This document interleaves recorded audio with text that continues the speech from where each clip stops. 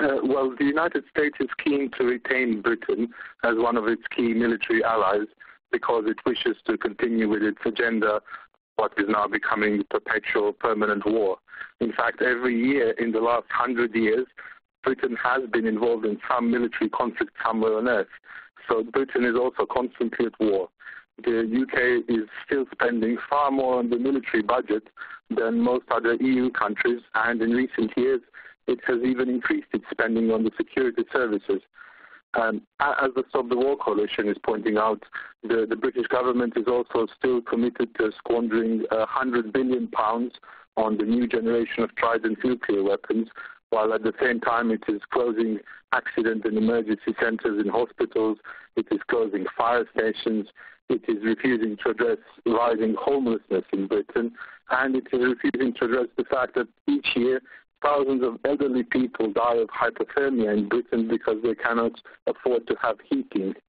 But the UK government is more concerned about being able to retain its military budget in order to project military power globally and in order to use public resources in a way which enriches private military corporations.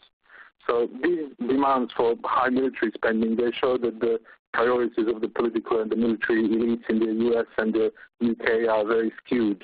Military spending is essentially a belligerent form of squandering public resources. The United States military budget last year was over $1 trillion.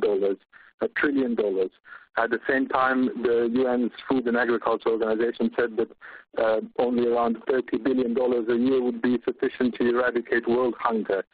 Also, according to a leading UN expert, in 2006 alone, around 36 million people died of hunger and malnutrition in that year alone. So, in other words, a tiny fraction of the U.S. military budget would be enough to save the lives of tens of millions of people each year.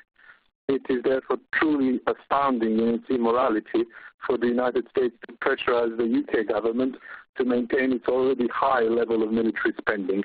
And after all, we should bear in mind that more than a decade of savage wars, including around 1 million people who died as a result of the Second War in Iraq, all of these conflicts have demonstrated that more violence only results in a cycle of violence, and that hatred and bombing cannot bring peace. War constitutes the sunset of civilization.